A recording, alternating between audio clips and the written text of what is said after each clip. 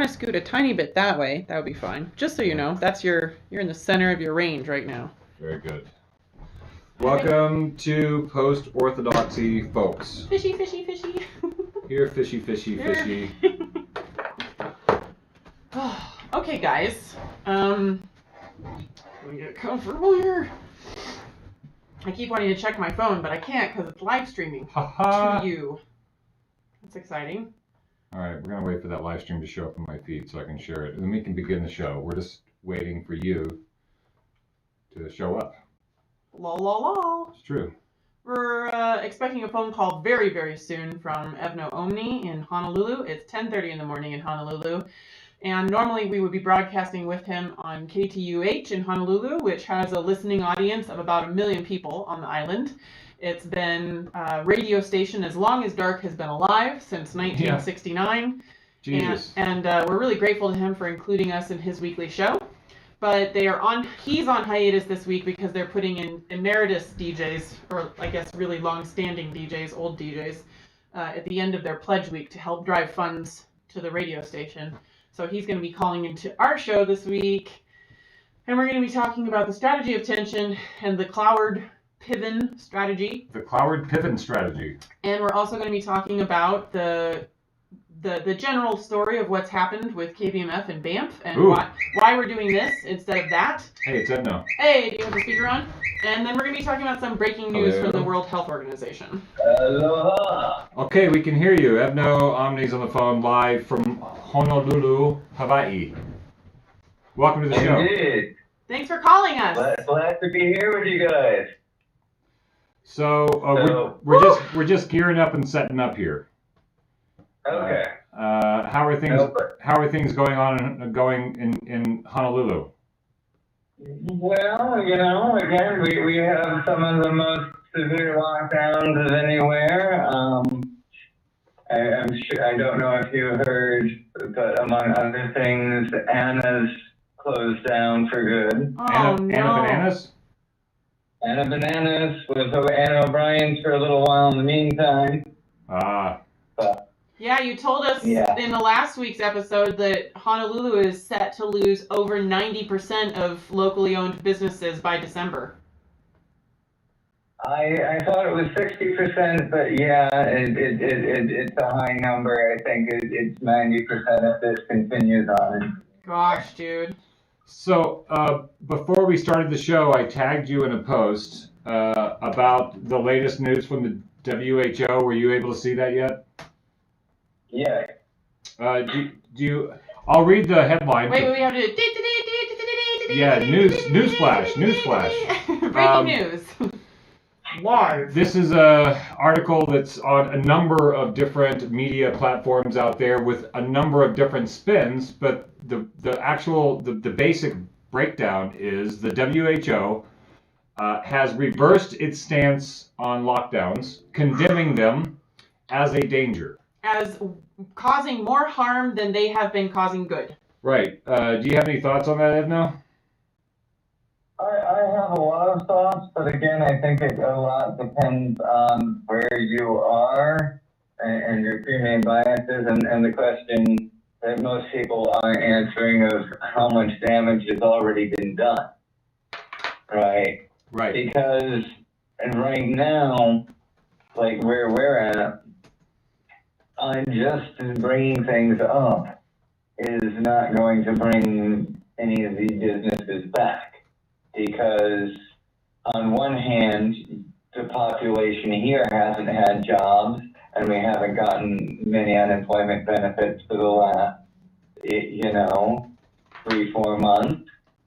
Add to that the fact that our economy is based pretty much solely on tourism, right? And we have no idea how long it is going to take people to feel comfortable traveling again, regardless of whether or not they're let in.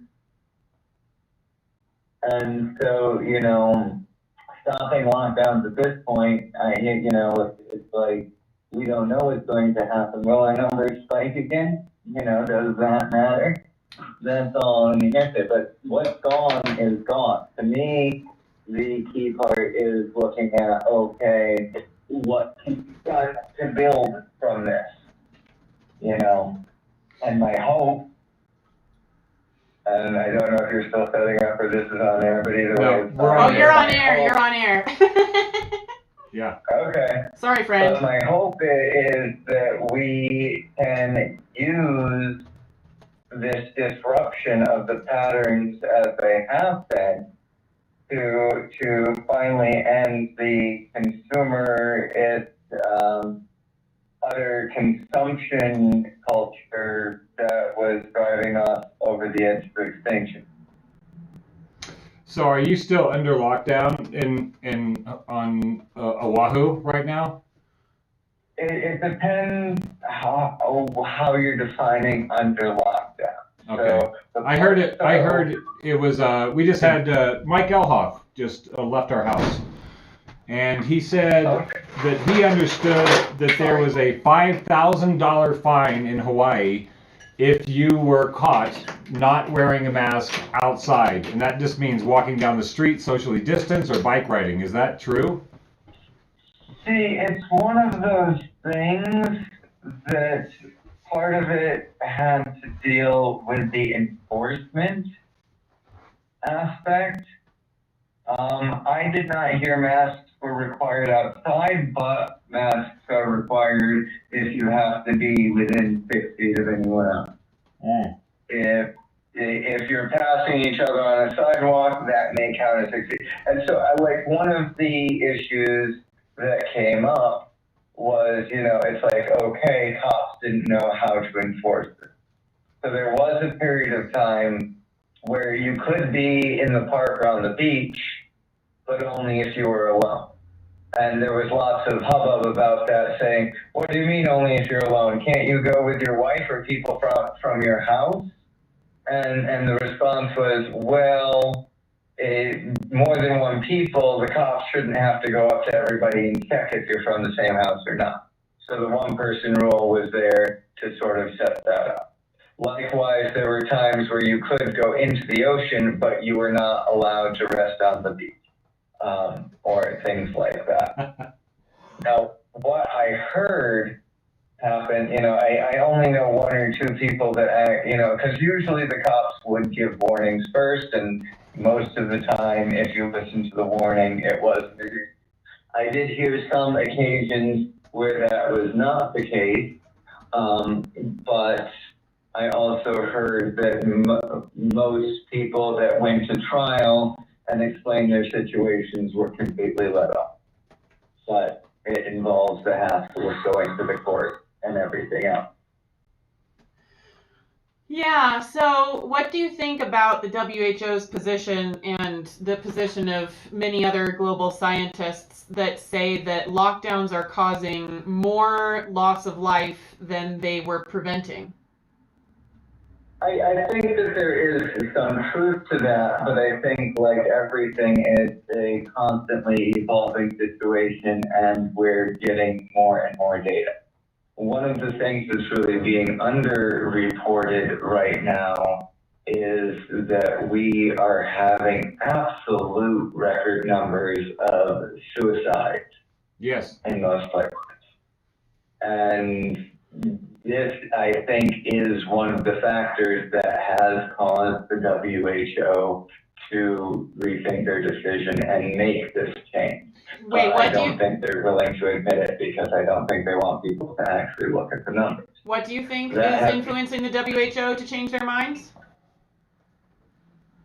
I think they changed their mind probably because of the increased rates of suicide and lack of other medical care and things like that are going on. So, yeah, we shared an article in our Facebook feed here. It's from the Australian News Corp company, but you can find the information and the quotes on a number of different platforms, no matter what your political affiliation is. And the WHO official said that they anticipate global poverty to double within the year because of the lockdown policies, and that they expect childhood malnutrition to double this year because of the lockdown policies. And they said that's one of the main reasons why they are not, they are encouraging governments to end lockdown policies and find some better route. Now that we know who is most affected and what their conditions have to be for them to be dangerously affected. So now we can actually do what we should have been doing, which is focusing on the people most affected by the virus and allowing the rest of us to not fall into poverty and death because of the lockdowns. Oh, definitely. At the same time, it definitely seems like one of those things that is too little, too late. For a You lot of start the people. boulder rolling down the hill.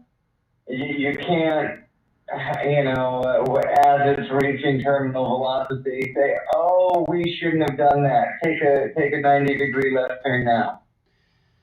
I mean, we can start making a turn, but unfortunately it's not going to save all the people who've been evicted and the people who have fallen into addiction and the people who have Killed themselves. And the people who've Right, been, right. yeah. I mean, But we it's can start also, making a change. again, I can see the perspective from here. And some places, that handles it well won't be that affected, like say New Zealand or Vietnam. And some places that didn't will have effects for a very long time.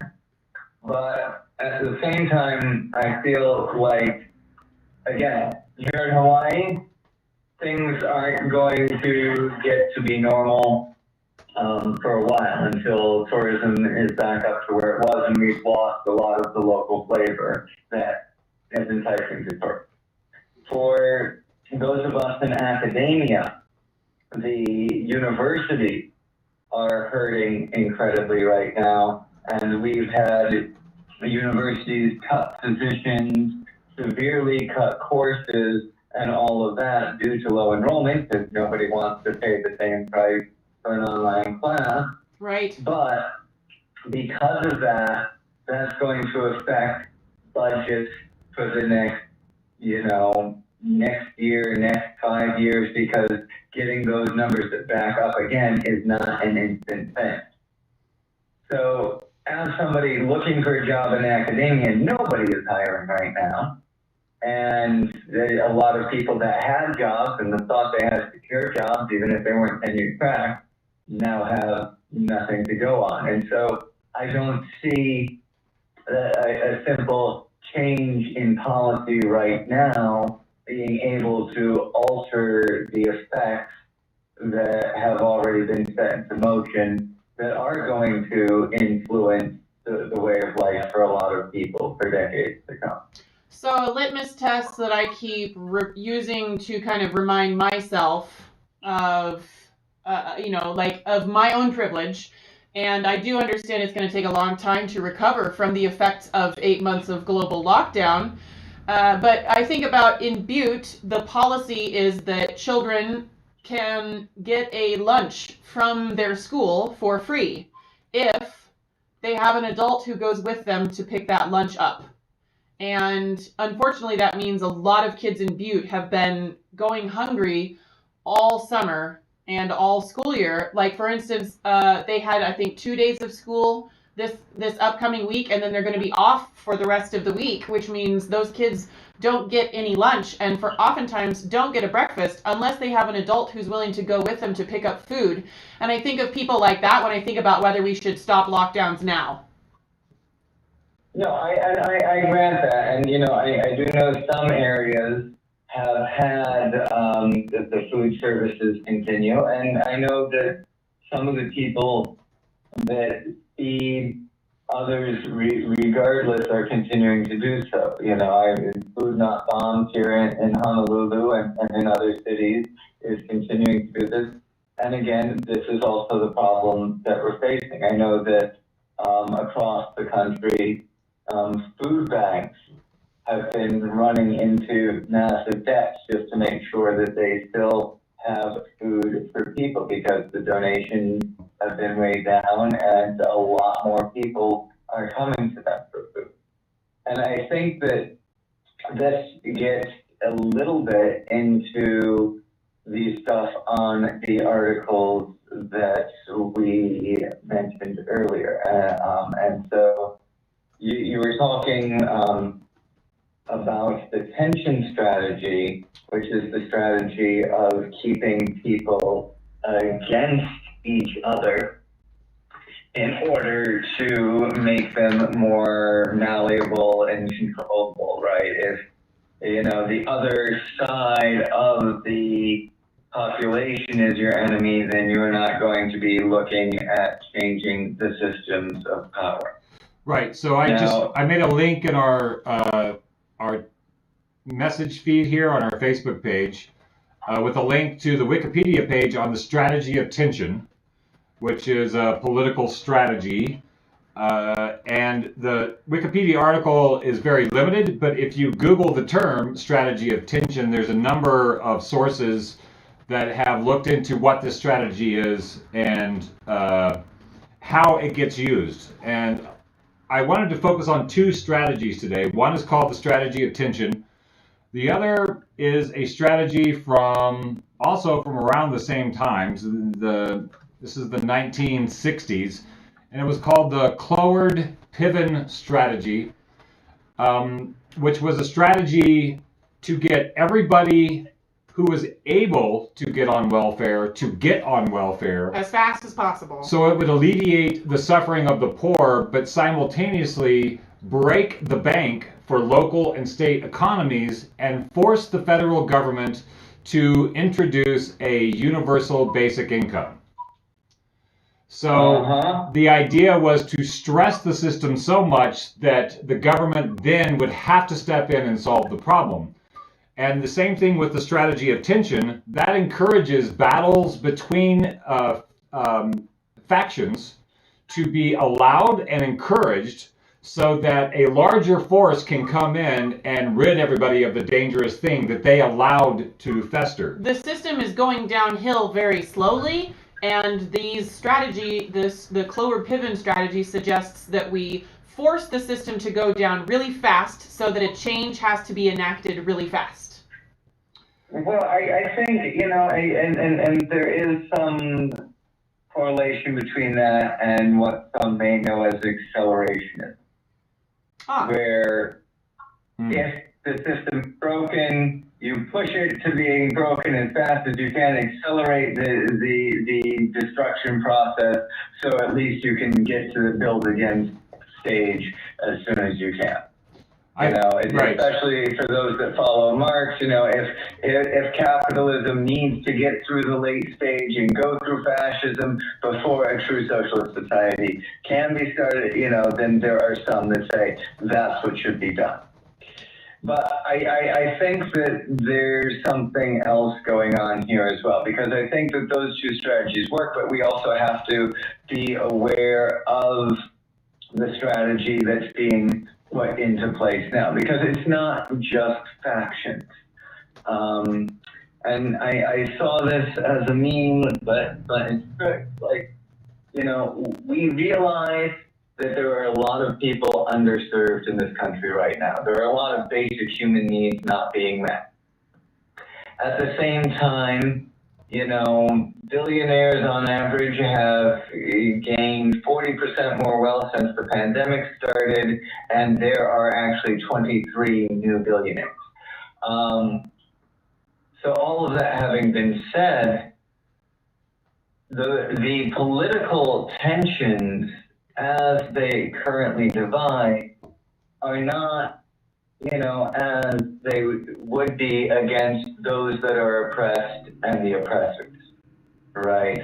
Right. It's like the narratives of the media dividing into red and blue, dividing pro-Trumpers, anti-Trumpers, has been much more about dividing people against each other. And so I've seen it likened to, well, they'd much rather have the powers that be, that is, however you want to see them, would much rather have a civil war than a class war.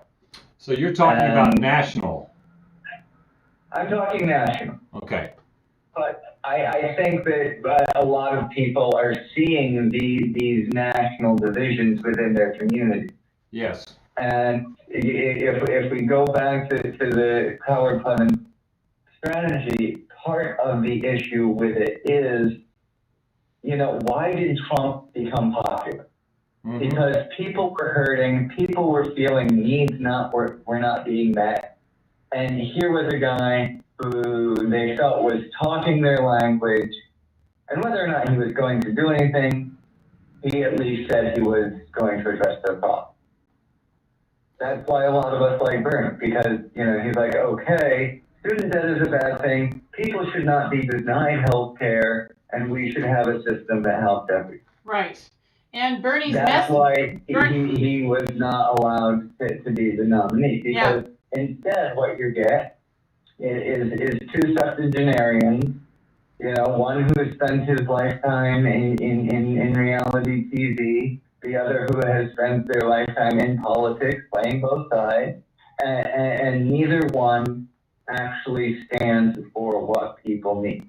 And so because people's needs are not being met, they're going to look for whatever answers they can to try and get the security needed for their family to have shelter, have food, have health care. And the way the political system is, they said, oh, it's the other side's fault that you don't have that. The Republicans say the Democrats let too many immigrants in, and the Democrats are saying, you guys keep electing Republicans, and then instead, certain things that try to get passed don't. The House of Representatives 2 weeks ago had a vote on a thing that would reduce the military budget by 10%. So some of that could be used for other things the country needs. Even in the democratically led House, it failed by like 40 votes to 200 something. Wow.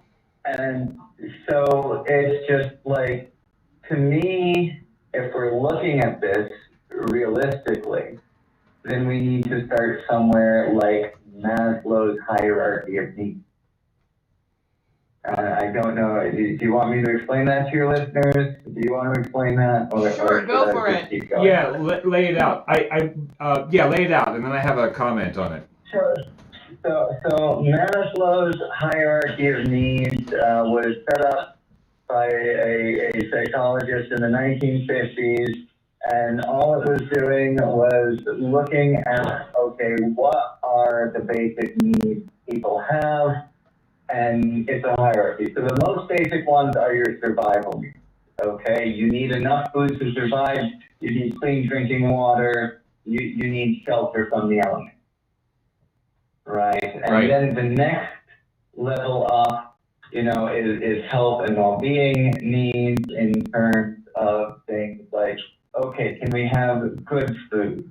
Can we have a place that's comfortable to sleep? Things like that. And then it tends to get into emotional needs, that we need to feel a sense of worth, that we need to feel love, and that we need to feel a belonging in some larger group. Tribalism, yeah. And then once all of those needs are met, then he starts to talk about the needs of self-actualization. And this is where people can look at reflection and say, well, what do I actually want to improve about myself? Who do I want to be? How do I want society to move forward?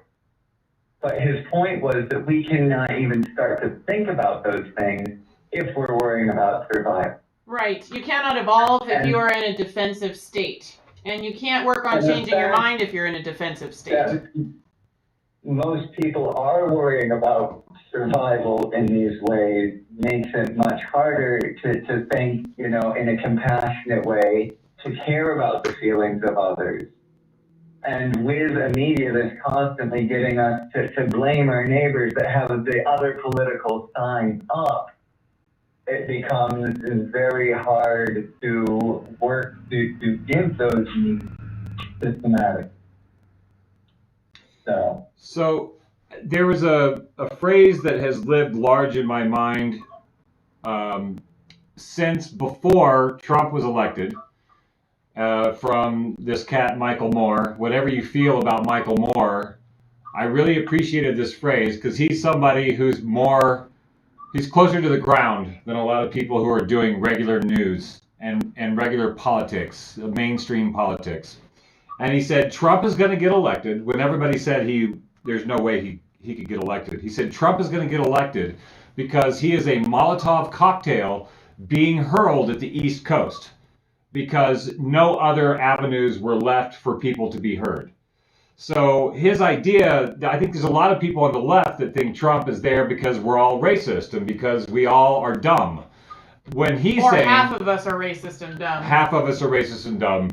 What he's saying is people are so far up against the wall, they don't see any other avenue of transforming their society or being seen by their society. So it goes to that old African aphorism, which is if a kid will set the village on fire to feel its warmth.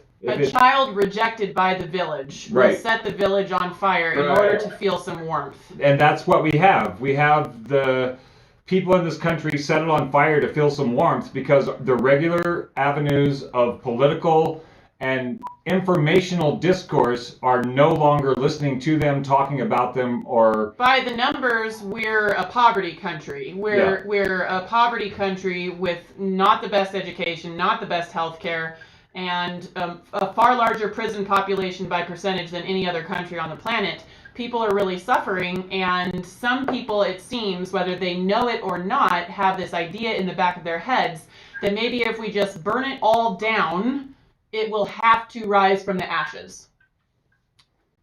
Right, but the thing is there is a bit of that, but the problem I see is that a lot of the directions in which burning things down is facing is not on those that are actually or causing the issues, but rather, again, the whole thing is that most people want the same thing. Most people want their basic needs met, and if their needs are met, they don't want anyone else to suffer. But, you have Black Lives Matter protesting not to get shot in the streets, and then you have these others who are very worried about how the rural farmers are treating, and so they're seeing the protesters in the city as being their enemy in some way, instead of realizing they're both just trying to fight for basic human rights. Right. And so I think that there needs to be a way that we can get to have that conversation. And this is why I really enjoy things like nonviolent communication, because the whole goal is to look for shared needs. Nonviolent communication is so amazing because it separates what's going on from how I feel about it, which means you can have a productive conversation about what's going on. Right. Right. That seems to be the block in the discourse that a lot of us are having in our neck of the woods, is that people cannot separate how they feel about the information from the information. Right. And when we're talking about issues around the coronavirus, there are phases of the virus that we went through that have been locked into identities, such as the mask mandates or the lockdowns. These are things that needed perhaps to be tried until something else could occur, but people have invested as if you are on team mask or you are on team anti-mask. And you can't change, otherwise you would be leaving your team. You're leaving your tribe. So it's really difficult for people to have conversations to analyze data. We're only smacking each other with memes that we find on Facebook, and we're not doing a lot of emotionally detached data analysis, which we can do now. We know things about the coronavirus. I think that, yes, it's not being done enough, but it is being done. And, conversations like this definitely help. But at the same time, there's also this point of frustration, right? Yes. And I this is one of the reasons I admire you guys for staying so forth, right? Because it's like nobody is willing to listen until they feel hurt. Yes. And so no amount of data analysis or intellectual thought will help those that are not yet in a place to process and accept that information. That's accurate. And so I'm very, where I'm stuck in a lot of ways is in this sense of, well, what's the point of going through the analysis? What's the point of going through the explanations and saying, okay, this is something you can do, if nobody's going to listen anyway? And so that's a frustration I've run into, and one of the reasons that I'm not out there crunching numbers every day and coming up with plans, because it's like, okay, if there are plans or if there are these things that can be done, but nobody's going to listen to them anyway, then is it worth getting myself in a tizzy about? Is it worth putting the effort that I think is important in and then getting re-frustrated? I do think, and this is what I think is going to happen, honestly, with the WHO statement as of today, right? Is, okay, the WHO has said don't lock down anymore. And so various states and counties and cities are going to consider, okay, how far are we invested in this? And how easy is it going to be to get out? Have we been saying it's wrong all along? And now the WHO says it's on our side, so we're going to flip a switch? Or have we been saying, no, this is right, and then it's going to take, weeks or months to say, well, the WHO said that was guidelines, but for our location, we need to approach it this way.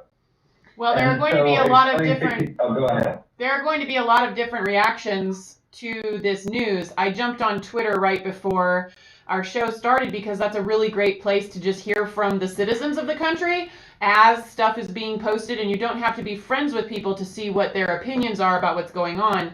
And there are some people who are saying, see, this is what we've been saying all along, and it's what global data is showing, that lockdowns do not reduce the death count. It only spreads the death count out over time, so we don't overwhelm the hospitals, which was the original intention of the original lockdown. And then there are also people who are saying, see, this is why we can't trust the experts, because they're always changing their minds. And it's like people don't understand that science is a question and not a decision. Right. Right. So it's as you say, we will continue getting, no matter what, who says, and that can be either the WHO or in any pronoun who, people are going to continue to spin it to fit their own narratives. And again, those that are really interested in what's going on don't have a firm opinion because we're constantly seeking more data, right? and more perspectives. Right. But for those that, again, maybe lacking some of the things fairly low on the Maslow's hierarchy, they don't want uncertainty, because uncertainty means that they don't know how their family's getting fed. And so they want somebody who has an answer, whether or not that answer is well researched or backed by evidence. There's a whole personality type on the planet of people who want to know who's in charge and what the rules are so that they can feel safe. And then they can feel like they know what they're doing. Yeah, I know that I'm doing the right thing. I know I probably won't get in trouble because I have a source that tells me what I'm supposed to do. Exactly. And when that source tells you to rise up against your neighbors? Yeah, it's not that far away. Yeah, I mean, it already happens all the time, unfortunately. So, Identity politics is a bitch. Well, not just identity politics. I mean, at the same time, you had within a week of it happening, supposedly Christian churches raising $500,000 for the legal fees of the man who crossed state lines with an assault rifle and shot 3 protesters. Right, because he's helping the police. That's the story. That's the story. That's the story. Well, what was your question, Ethno? So again, it's like we know we're in the age of doublespeak. You know, we know everything's a spin, and we know that the corporate media is not going to announce that it's a spin because they all want their followers to still believe they're the only ones giving the objective truth against all of the other sources out there. So I brought up the idea of the strategy of tension and the Cloward-Piven strategy as 2 strategies that are, I guess you would call them political strategies. Socio-political strategies? Socio-political strategies on how to manage folks to get things done. And those are 2 strategies that we can, in history, look back on and say, okay, these are strategies that were used to foster discord in order to keep the communists from taking over Italy. This is a strategy, that Cloward-Piven is a strategy to actually break state budgets in order to enact a larger universal basic income. So the idea is to benefit everybody, but there's a destruction phase between. So these are strategies that we've seen and that are historical and we can look at. I wanted to talk to you about using those lenses of those strategies, which were in play, and at the time we did not know they were in play. The regular folks did not know that the Cloward-Piven strategy was why everything started changing with welfare systems around the country. The people in Italy didn't know that the CIA was backing anti-communist people and supporting and encouraging bombings in order to keep communists from being in that. They didn't know that at the time. We figured that out after the fact. So using those lenses, can you see evidence of some kind of strategy that might be playing out right now that is not completely evident to everyone, that we might be able to look back on and say, well, this is the obvious strategy that was being played out by the lockdowns and by the polarizing of the country on a medical issue by making it a political issue? That to me seems like an excellent strategy for division. And was it conscious, or is this just? It absolutely is, and that's just the thing. I think I mentioned earlier. It's like I think that in the age of the internet, they're no longer able to, pretend some things aren't happening. And so now using the division is the only way to get people to not necessarily stand up for what's right.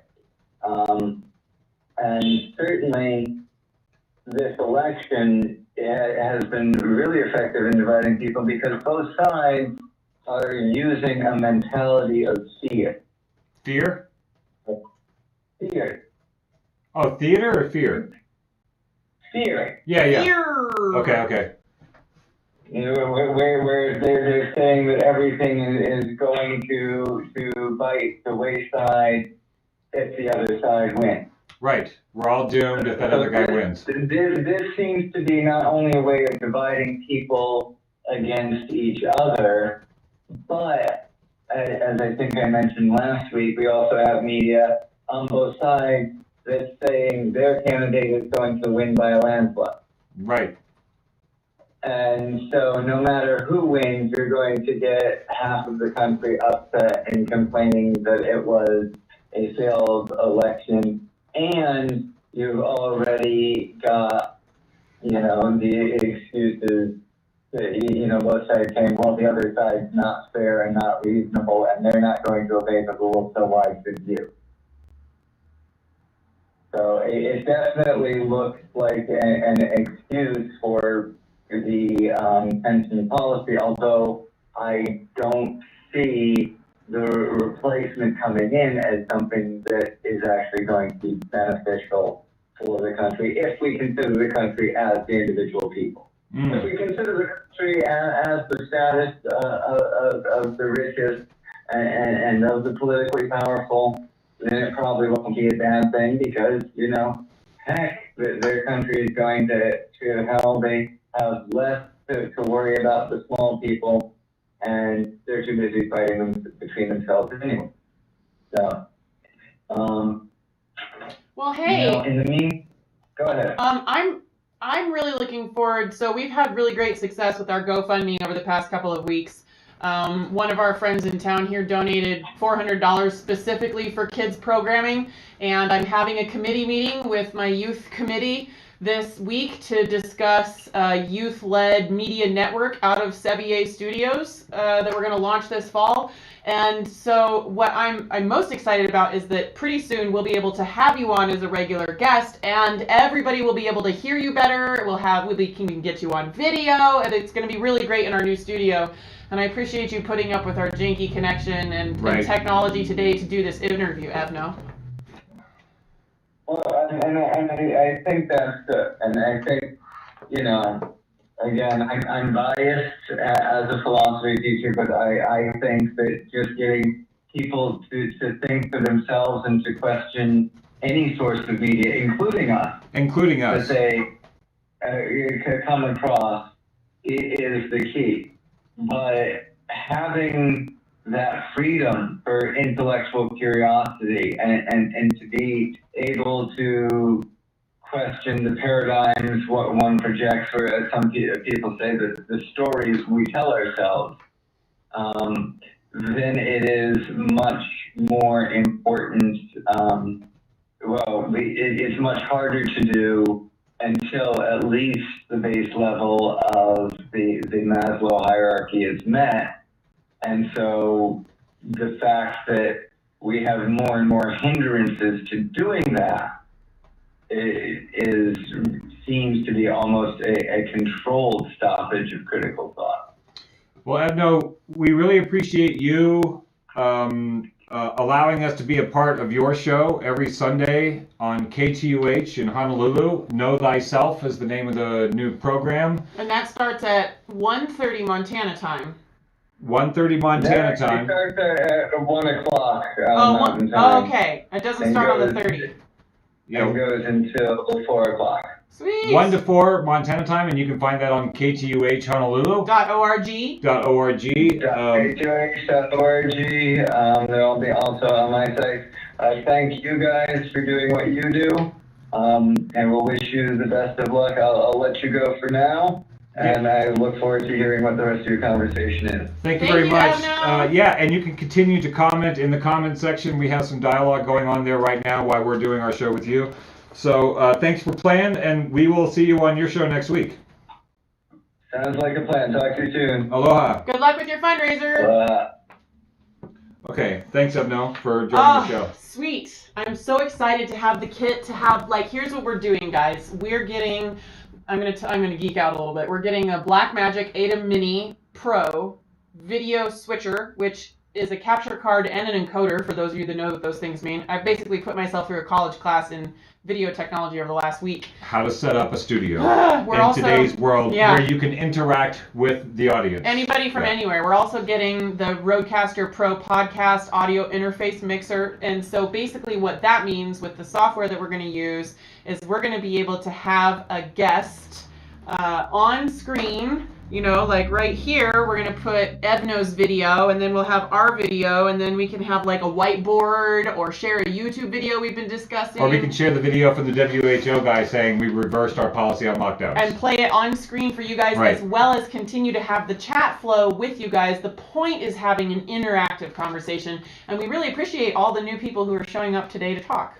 Also, I'd like to say, for those of you that are new to the program, or just dropping in for the first time, or are not privy to the whole background story, Post-Orthodoxy was a year-long show on KBMF, Butte America Radio, a little community radio station here in Butte America. We were censored by the station manager, and then gagged from telling our audience that we were censored. Mm-hmm. And the censorship was around sharing any kind of data that might be construed as undermining confidence in state, local, or federal government mandates surrounding the health crisis. So we were canned. And then he said that wasn't censorship.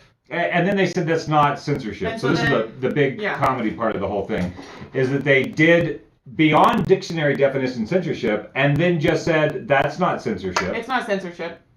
And then when we said we're worried about the station manager because he censored us, gagged us, and then said it wasn't censorship, they were like, you're disrespecting the station manager and this station, and so we're kicking you out. Right. They said we were dangerous. I'm going to share a link to that show, yes, which I put together last night. You can watch the whole thing and see if you think that they should have canned us, if we were being adversarial and dangerous, which is what they said, and shit-talking the president. So, the station manager. Right, so we've been kicked out of the radio station.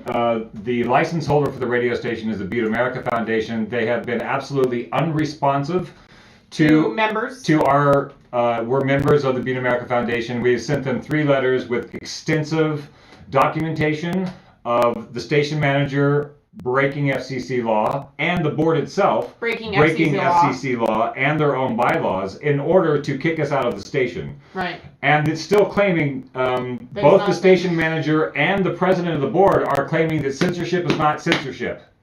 It's kind of mind-blowing. So they have been unresponsive to membership. Mm-hmm. They are not addressing the issue.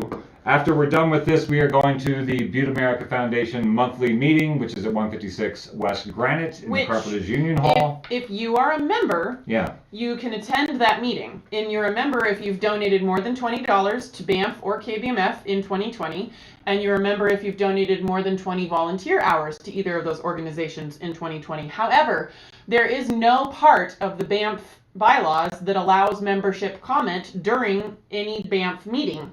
You could, if you were especially concerned, call a special meeting of BAMF membership by getting 25% signatures from BAMF members. Why don't we do that? Let's call a special meeting on this topic of censorship and gagging and scary times. Seems important to the community. However, the only way that you can have access to the list of members of KBMF and BAMF is by asking for it from the board of directors. And who is non-responsive to anything we communicate with them about. And if they think that your reason is a good enough reason for you to access these documents, which are legally required to be public record, then you can see the membership list in order to solicit 25% of signatures, in order to call a special meeting to talk about something that you think is really important to the organization. Let's talk about irony. The Butte America Foundation got its license and its 501c3 tax-exempt status on the premise that they were a social justice, workers' rights, and education organization. You can ask them what they're doing to fulfill that social justice requirement. What have they done over the last 5 years that is under the category of social justice, under the category of workers' rights, or under the category of education? So the Butte America Foundation has gone rogue. They do not respond to memberships. They are not upholding the tenets that they got their tax-exempt status for. And they're using a bully pulpit. They're using a public institution for what appears to be personal vendettas by getting rid of us from the radio station. So that is why we're now yelling at you instead of using those sexy microphones where you can hear our low, maintain low tones, casual voice. It doesn't make us seem so angry. So we set up a GoFundMe a few weeks ago to raise the money for the studio, and there's been a lot of enthusiasm from folks in the community who are excited to support this endeavor. There are people who want to support the endeavor because they would also like to have access to a podcasting studio. So this studio will not just be our platform. We will make it available to people who also want to produce their own content. And because in the wake of us being terminated from the radio station, her long-running kid co-hosted show has been canceled. And in a town where youth suicide rate is far above the norm for the rest of the country, it seems like a social justice and education station would want to have programming by and for the youth. They've canceled that show, And so we are going to fill that vacuum by creating a studio where the kids can start producing their own content for themselves and for adults. What is going on with your kids? How do they feel about what's going on? They don't have much voice in what's happening with the pandemic. Well, and what's happening at school. I want to say thanks. We haven't finalized the business agreement yet, but there is a person in town who is kind of the progenitor of that idea. We've been in such a kind of a protective mode, trying to bring accountability to the Butte America Foundation board over the past month and a half, that we've just been really taking things one step at a time. And this person in town said, look, what if you built this studio and then rented it out to other podcasters who haven't taught themselves how to use the equipment or don't have the money to buy all the startup crap, and then we can create a true freedom of expression platform where we can all get to know each other better. And so that's kind of where the youth media network grew out of that idea in my mind. And I want to say thanks to that person, even though I'm not going to name any names since we haven't really finalized anything yet. We've been waiting on an email from us all week. Right. So we did start the Post-Orthodoxy GoFundMe page. We got nervous and set a $5,000 amount that maybe we could cobble together what we need to do. So far, we're at $3,500 or so. We need about another $1,500 or more. Yeah. The more that we do, the more that we can do. Right now, we're just aiming to get one camera, but we could potentially get 3 cameras and have multiple guests in the room with really nice video quality. Right, so that way we can actually be interviewing people from Sweden and Germany and Hawaii. You can see their faces. We can have better content creation for folks, not just for ourselves, but also for the use of other people. So we are setting a resource for Butte. What KBMF was supposed to be, which is a radio station for the people, of the people, by the people, so that we can hear ourselves. And since we were edited from that platform, we are just creating another version of that portal, right, where we can hear and see each other. And so we're excited that we've received the support that we have. If you are interested in supporting this endeavor, you can go to GoFundMe/Post-Orthodoxy and 2020 and donate $5, $10, $20. We've had some extremely generous donations: $700, $400, $500 from folks. Those are amazing, but we've also received $10 and $20, and we understand and all that adds up. Those donations are generous too, because we're all having a really hard time right now. And for people who are concerned about what we're doing with our money, the Post-Orthodoxy GoFundMe page has donated, except for some people who want to remain anonymous, and because that's of fair. Small town politics. And then when we buy our equipment, I think other people are also involved in the endeavor that we are involved in this new world where live streaming and communicating over the internet is becoming more necessary. Ainsley will post all the gear that we found, new and used, and how we're cobbling together total accountability this studio, where the money is going for this studio, so everybody will know exactly where every dollar that came in for this specifically will go. I've got a really nice spreadsheet. I love spreadsheets. I love accountability. I love people knowing what's going on with their community resources, especially a community resource that you've donated to. Yeah. And that's why we're trying to encourage as many people as possible to attend the board meeting this afternoon at the Carpenters Union Hall. 5:30. Because if you've donated to the radio station or at a BAMF event, you're a member and you have a right to know where that money is being spent and how people are being treated who are a part of that organization. Now, there are about 60 to 70 other volunteer DJs still working for KBMF for free and producing really wonderful content on KBMF. The station manager did a great job creating a community for people, a lot of rebels, a lot of outliers, a lot of folks that really didn't have anybody else that they could connect with. And him and Dark built the DJ socials every month in the beginning of the radio station pre-COVID. Everybody would get together and share snacks and bring their dogs and talk about their lives, and it was a really great hub. It is still a really great hub and a very important resource for a lot of people. We are not worried about ourselves as much as we would like to get back on the air, especially I think my kids' show should be back on the air because there are a lot of older people in town who don't listen to anything except the radio, and they need to be hearing from the youth in their own town. But it's not about us. It's about our fears for these precedents being set for our dearly beloved fellow DJs at the radio station who may one day find themselves censored and kicked out of the radio station for talking about unpopular data. This is a legacy decision that does not just affect she and I right now. This is a precedent that has chilled a lot of people's enthusiasm at the station to freely explore subjects because we have been contacted by a number of DJs who have said, you know what, I was going to share this thing, but now I don't want to lose my spot on the radio, so I'm not going to do it. There are people who are not going to talk about what happened to us on the radio because they are afraid that they will then also be the next in line to be chopped off of the community resource. So the premise is dangerous, and the after effects are alarming.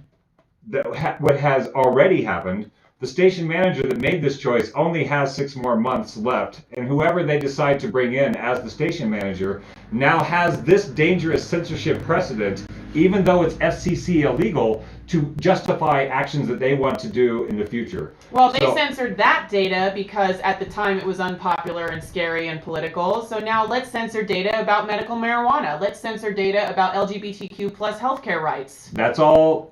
It's all on the table now. Flies in the face of government mandates, federal government mandates. So it's a disturbing precedent, and if you give a damn about free speech, the principles of free speech, the principles of free expression, the principles of allowing other voices that are unpopular to be in the dialogue, then the Butte America Foundation needs to hear from you, because I think that they think that they can do whatever they want. They can do whatever they want, unfortunately, right now, because of the way that the Banff bylaws are written. No member who is out of favor with the board president can get anything done in that organization. You can't join the Butte America Foundation board unless the board president, who is part of the nominating committee, decides that you are a good member for the board of directors. And currently, since the board president doesn't like us and has kicked us out, there would be no way for either of us to access the membership list to try to call a special meeting. There would be no way for anybody sympathetic to our cause to try to join the board of directors in order to direct the health of the organization long term, because it's all up to, it's all very incestuous right now. The bylaws are pretty incestuous and scary. The Butte America Foundation, when it started out, would have a yearly meeting with the members of the Butte America Foundation invited to find out how much money they raised, what projects they were working on. And if you wanted to be nominated to the board, you could be nominated by the members. By the membership. If you wanted to be a president, you wanted to nominate a president, the members could nominate a president. Yeah. Now, under the current president, it's a nominating committee that she is on. And any member of the board of directors sits a 3-year term and can be reelected or reappointed by the nominating committee indefinitely. So we have some really unfortunate precedents. The president of the Butte America Foundation told us also that censorship is not censorship. And we would like them to be held accountable for that dangerous language. To tell us that what the dictionary says is a thing is not a thing is a little jaw-dropping and mind-numbing. It just makes me want to turn around and walk away because it's insane. I think part of that massive denial of censorship is what is helping the station manager soothe himself about his actions, because he's always been super outspoken against censorship. When he and Dark were starting the radio station, Clark was always like, we're not going to censor the DJs. This is an open expression platform. I'm totally against censorship of my DJs. And from what everybody else has told us, Clark did not censor us for a few months of people complaining about the global data that we were sharing, which is his job. And it's great that he held out as long as he did. So it's interesting that today I see the news story that WHO backflips on virus stance by condemning lockdowns, which was some of the information that we were sharing over a month ago, that new data is showing that the lockdown may not... not even. It was like 3 months ago. It 3 was months in August. We were sharing that the data is showing that lockdowns are not significantly reducing the amount of death, but it might be affecting the timeline of death. That's the kind of information that they said we were dangerous to the community for sharing. That is now WHO policy today. And you may ask, why would we even bother sharing that information? The reason we're talking about this is because of the rising numbers of global suffering from suicide, addiction, overdose, people being locked down with their abusers, kids being locked down with their abusers, kids not being able to get food, everybody losing out on their education, people losing their jobs, people not qualifying for unemployment, small businesses crashing and overlords taking over. Like, there's a lot of suffering being caused by the lockdowns, which would make sense if it wasn't if it was a zombie apocalypse. If the SARS-CoV-2 virus had turned out to be as deadly as we thought it might have been in March, then it would totally make sense to have all this suffering happen. Like, I always try to remind myself of the zombie apocalypse. Like, if it were a zombie apocalypse, we should absolutely stay inside and deal with our mental health by watching YouTube videos. Mm-hmm. But it's not a zombie apocalypse, and it was nowhere near as deadly as they said it was. It causes a lot of infections, but it's not causing a lot of illness or a lot of death. Compared to other viruses. Percentage-wise. Robert Everett says, KBMF is nothing more than an extreme left-wing propaganda tool. You spoke against their narrative and got kicked out for speaking against that narrative. Now, I would say KBMF is more than just an extreme left-wing propaganda tool. It has many other capacities, and it has done many other things. For the most part, it's local folks that like music and they want to share music with you. And I enjoy having alternative music. I like hearing my neighbor's musical choice. We have some fabulous shows on KBMF. It's my favorite radio station in the town. The social justice aspect, the few players that are in charge are making decisions that I think are alarming. I do not know how much of that is politics and how much of that is personal, unfortunately. The part of the story that we have not talked about is we won't talk about. We're not talking about it. But there's a secret upper level reason that most of this shit is happening that we're trying to keep out of the news because it's just not. We don't have to talk about it because what the board has done and what the station manager has done is illegal. Yeah, we don't have to talk about the personal motivations because the board fucked up so royally already. Yeah, and they're not addressing their malfeasance. They're not addressing us in any way. Other than to kick us out. Well, they did address us to say why they thought we were dangerous, but they have never addressed our concerns that they are breaking FCC law and they're putting the integrity of the organization of the Beat America Foundation and KBMF in danger. They're damaging the integrity of the station. The station only raised $15,000, well, and what we found out by reading the BAMF board minutes is that of that $15,000, $2,000 of it came from somebody that they don't know, an anonymous source. A large chunk came from, so that takes you down to $13,000. And then at the beginning of the fundraiser, they rolled their regularly scheduled monthly donation amounts into the regular donors. The regular weekly donors or monthly donors, they rolled that total into the $15,000 also. So, like, who knows how much money they actually raised in that week? Not enough for the effort. No. For that radio station. They should be getting way more funding for the work that they're doing, and they should also be more representative of the town that they're claiming to be a service to. They claim it's only 50% Democrat. This is just a theory on my part. I do not know.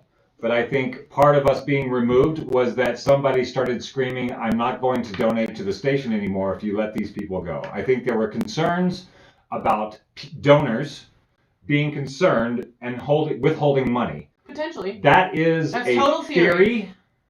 However, there are a number of people who have been large donors to the radio station that are now no longer going to donate to the radio station until this malfeasance and illegal activity has been dealt with. Which is why they're not saying anything to us at all, because they probably can't address it at all.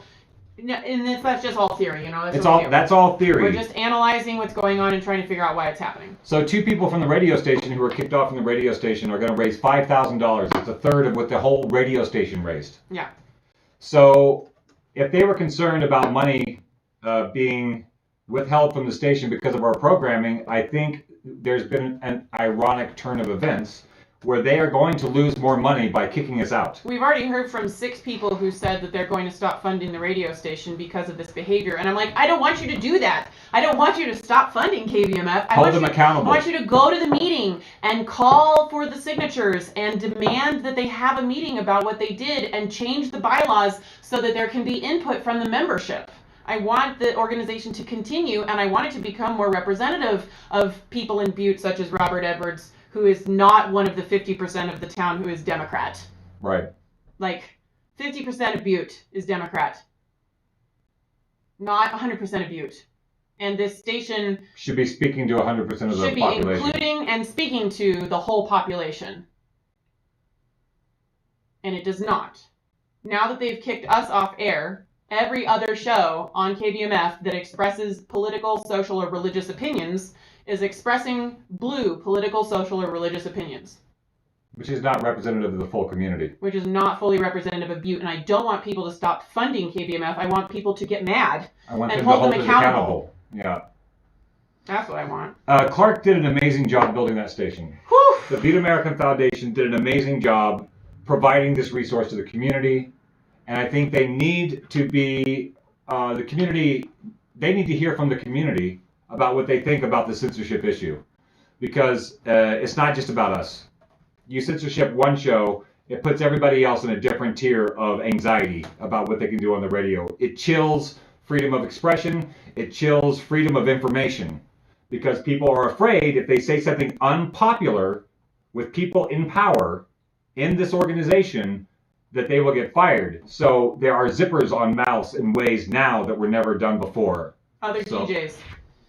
So let's talk about that WHO lockdown reversal thing, because I know there are a lot of perspectives and a lot of opinions about something like that happening. And we have quite a representative group of people listening in today from various political perspectives. What do you guys think about the WHO saying lockdowns are causing more harm than good? Lockdowns were specifically designed to help alleviate the overload on the healthcare system for a short period of time. And now they're causing poverty and malnutrition, the likes of which we will not be able to determine for years down the road. The WHO is saying that the lockdown disproportionately damages and affects the poor, while increasing the number of poor and disadvantaged. Yes. This is the new news from the WHO. Do you have any feelings about that? Do you have any opinions about, should we just let go of the lockdown? Should we take the WHO, or is the WHO part of some vicious conspiracy that's trying to get us all sick by letting us run around and spread germs on each other? Right. Do we know? Does anybody have an opinion on that? I know some of the opinions are, well, the WHO is run by Bill Gates, and so we shouldn't be trusting them anyway about anything, right? That's one of the opinions. What is it? Well, the WHO is run by Bill Gates. Oh, Bill Gates, right. So that we shouldn't be listening to them ever. And then other people who locked into a particular, other people have locked into a particular perspective that has become part of their identity, and they can't take new information because it would mean changing who they are and what they believe. And so rather than saying trust the experts, and then the experts change their mind, so we'll keep trusting the experts, they say, oh, now we can't even trust the experts because they changed their minds. So that's one perspective. Right. Going back to the Cloward-Piven strategy and the strategy of tension, these two socio-political strategies to move people to do things and to change long-standing cultural norms. There's another strategy. It's called active measures. It is a KGB strategy that was talked about in 1984 from a KGB defector who came to the United States that explained what active measures means, and it's basically perceptual destabilization. When you can no longer trust sources that you trusted before, you begin to listen more to fantasy, ungrounded conspiracy, New Age, hooji-fuji, because your other authorities have failed you.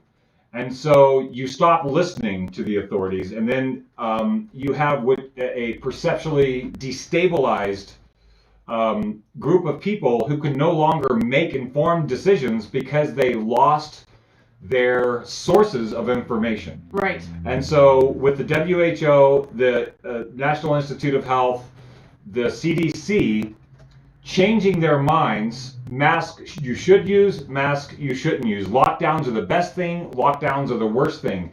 Now we have to be very discerning about how we listen to the WHO, how we listen to the CDC. Is all their information bullshit? I don't think so. Some of it is raw data. Mm-hmm. You can go look at the raw data and get an idea of what's going on, but it's definitely put a ding in people's confidence in authoritative sources. So what do you do when you lose your mommy and daddy? When they can no longer tell you what's going on? What do you do when you realize maybe Fox News doesn't have your best interest in mind? What do you do when you realize MSNBC is somehow in a nexus tied in to the pharmaceutical industry and the medical industry, which has got a definite narrative on this virus? We have to be finding our own information. Which is tiring when you're already exhausted. We have to be listening to unpopular perspectives, because unpopular perspectives are not funded by massive corporations that have different interests than, say, somebody like us. We're not getting funded to do this yet. Before the corporate people come in and influence our content, you can do it first. Yeah, well... We have a GoFundMe on Grrr, no corporate funding. Yeah, we don't want any corporate funding. Well, if you want to give us corporate funding, we're just going to make you sign a document that says we don't owe you shit. We'll see how that goes. Thanks, corporate funding. I would rather be supported by the folks that appreciate the work that we're doing. So if you appreciate the work that we're doing, we do have a GoFundMe up to help us get this studio and to get us into a condition where we can stop yelling so much. We really need some microphones. So we've had a little more traffic on Twitch than we normally do. Oh, good. I don't know who Simulacromancer is, but that's a really great Twitch name. Yes. And this person has been wondering, what mortality rate do you think would satisfy a lockdown, and what do you define as a lockdown? And so I looked up the current mortality rate on the planet for SARS-CoV-2, and it's currently the death rate. The percentage of people who are infected, who die, is at 2.8%. So of the 37 million known infections, 37 million known infections, about 1 million people have died, which is about 2.8% of known infections. And there's a lot of people that are infected that don't know they're infected. Because they're not required by work to get tested. They're asymptomatic and they never knew it. We would count as 2 infections because he had it in February, we're pretty sure. We've just never had to get tested for any particular reason. And then, so the number of people who have died on the planet, which is like 1,007,000, like 1,070,000. About 1,070,000 people on the planet have died from SARS-CoV-2, according to the current death certificates and according to the current. Right. So that's 0.01% of the global population. So in not Montana, a zombie apocalypse. Right. In Montana, out of all the people who have died in Montana from SARS-CoV-2, the number of deaths is 0.02% of the population of the state of Montana. Not a zombie apocalypse. Right. But just if you were to throw a number out there, what mortality rate would you think would justify a lockdown? Then we'll try to define what we mean by lockdown. Right. What was the mortality rate for some previous viruses that were scary? Well, SARS-1 had a mortality rate of 9%. Way higher. Of infected people. Right. And MERS had a mortality rate of 34% of infected people died. But they also weren't as contagious as coronavirus, as SARS-CoV-2. A lot of people think that because SARS-CoV-2 is super contagious, that it's super deadly. But being contagious is not the same thing as being deadly. We have a lot of friends that are freaking out over the case numbers. And case numbers is not the same thing as illnesses. How many people who have SARS-CoV-2 have long-lasting effects or death? These are the numbers that we're not talking about. Of the 500 people that were tested positive for COVID, how many had symptoms? At all. How many got sick Mm-hmm. or will get sick? We're not talking about that data, and I find that fear-inducing. Mm-hmm. When people just see cases going up, it's fear-inducing.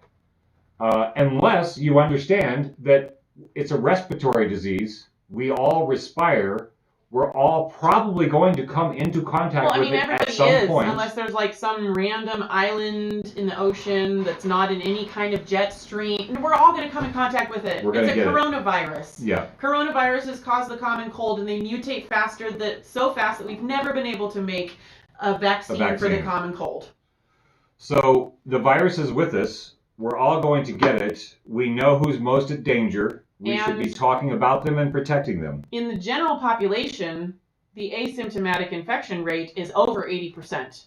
From all sources, it's more than 80% of people who are infected, that we know they're infected, don't have any symptoms at all. There are a lot of really interesting studies being done in prisons and work camps where people have been isolated with each other this whole time. Big corporations like meat packing plants. Mm-hmm, yeah. Where everybody just had to only visit with each other the whole time. So like there are several prisons where the asymptomatic infection rate is 98%. Everybody in the prison is infected, but only 2% of people actually experience illness symptoms.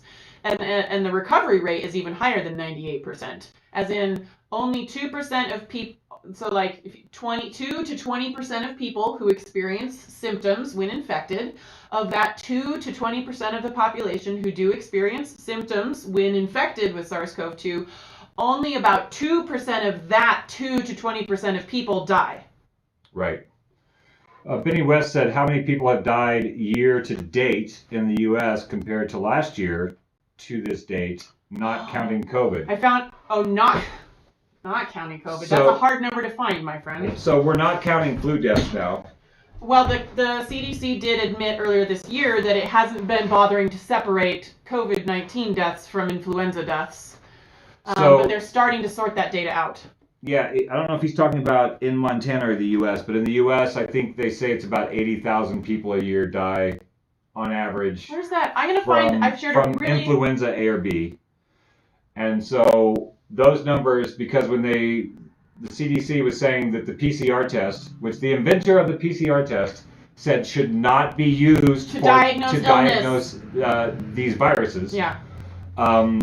So that tests for influenza A and B.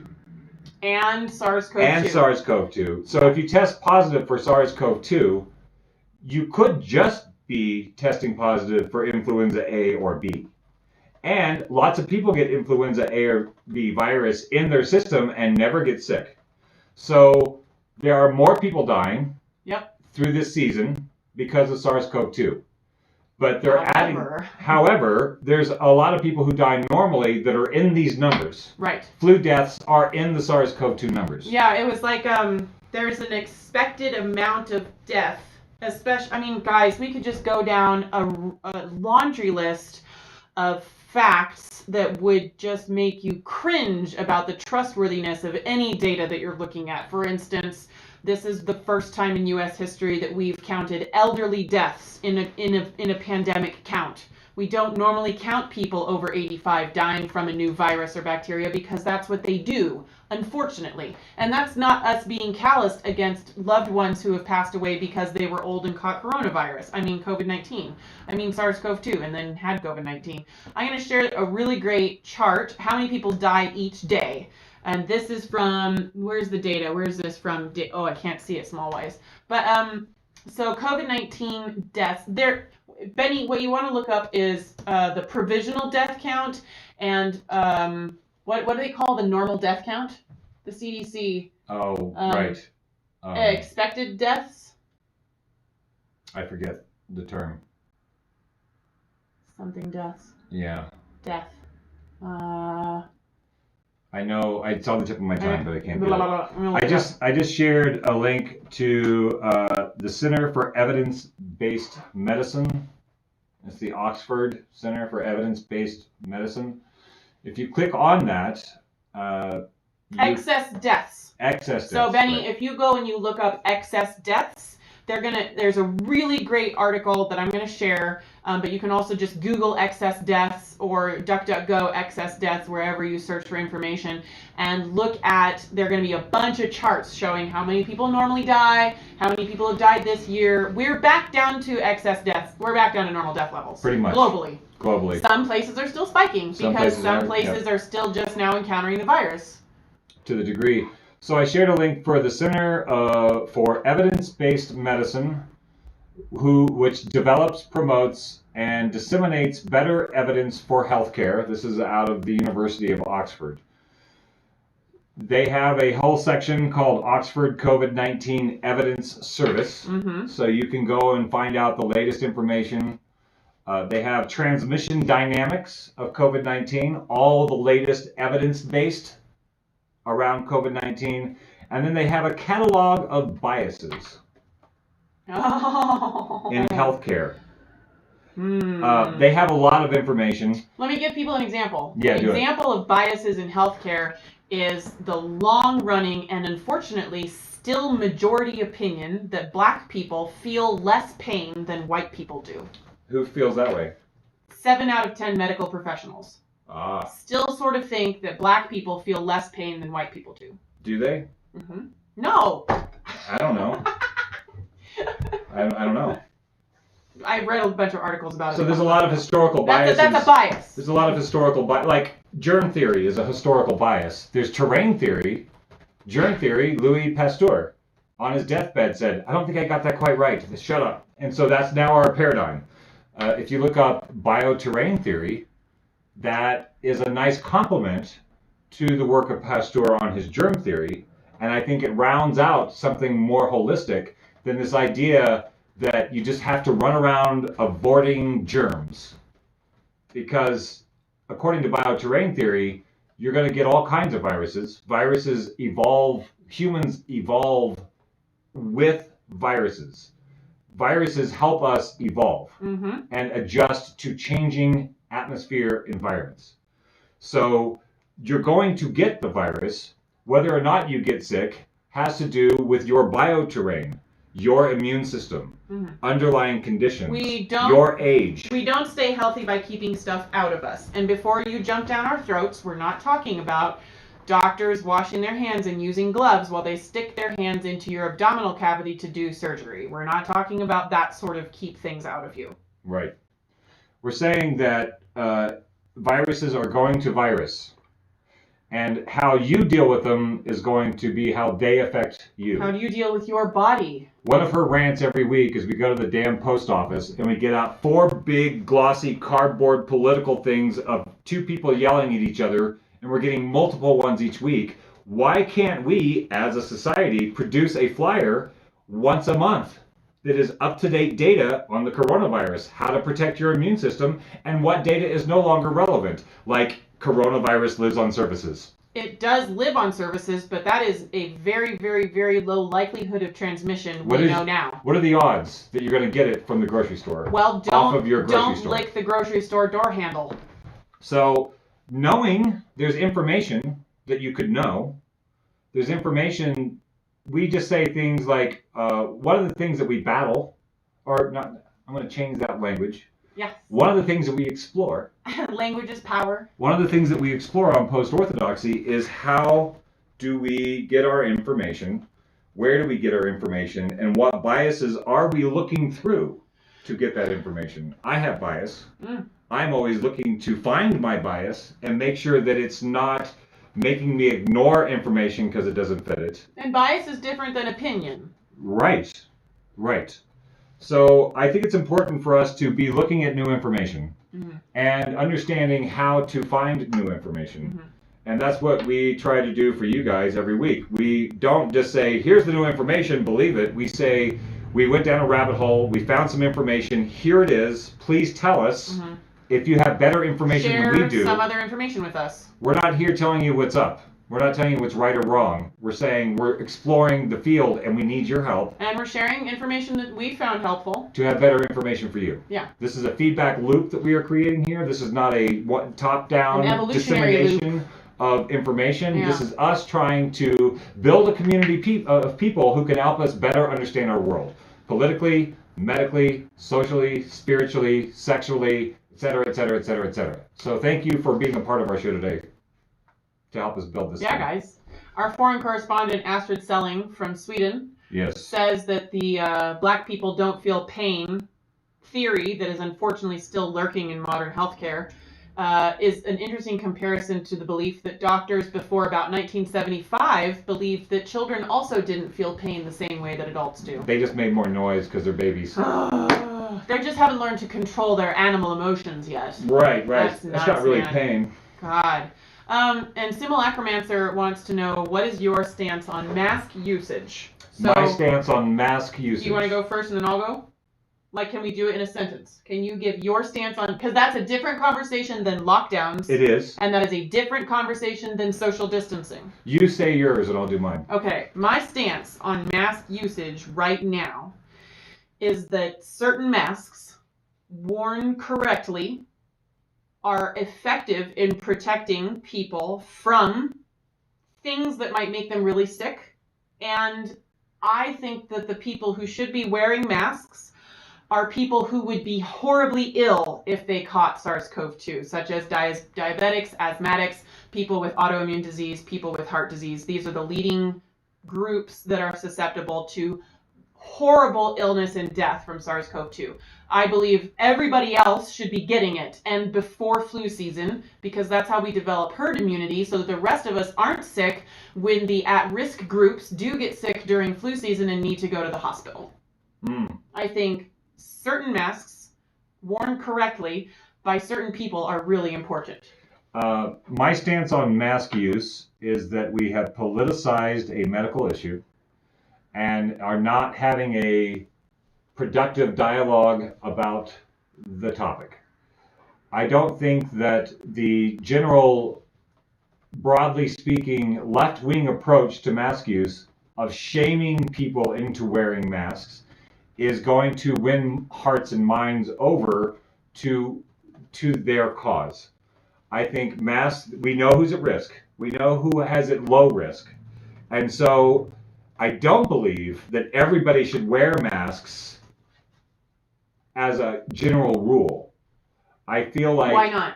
I don't think everybody should be wearing masks as a general rule, because we know who's most at risk, and we need to be paying more attention to people who are most at risk. I would like to know that when I go to the grocery store and I see somebody wearing a mask, I should give them a wide berth. Wide berth. You should know I'm staying away from that person. Because that person's at risk. People who have diabetes, people who have underlying comorbidities that make them susceptible, we should be going to the grocery store for them. Yes. Because nobody can go to the grocery store Because when anymore. everybody's wearing masks at the grocery store, nobody thinks a masked person is a big deal. We've gotten sloppy with our mask usage. People have the same mask hanging from the rearview mirror. That is not medically sound. That's not medically sound. My feelings of masks is what the feelings are of the CDC, the WHO, the NIH up until March. Up until March, when they changed a bunch of their rules. They changed their stance on masks, but up until March, they were saying those masks should be worn by people most at risk, not by everybody. So I feel like we need to be aware who's most at risk, and we need to be taking care of them, and not just assuming I'm wearing a mask so I'm a good person. You're not wearing a mask so you hate my grandma. That is not helping the situation at all. Well, and also it's been shown in studies that people who do wear masks social distance less, touch their faces more, touch other things more, and don't observe other health policies that make more of a difference than masks do. It's false security. So if the asthmatic teacher does wear a mask, his students know that he is at risk and they need to be careful when turning in their homework to not get within a certain distance from him. They need to be careful to not engage him in conversation in the hallway. They need to be careful, you can be aware of the people who are actually at risk. We need to take care of those people. So Simulacromancer says, I believe the point of universal mask usage, and this is the thing that everyone is saying, so I understand why you're saying it.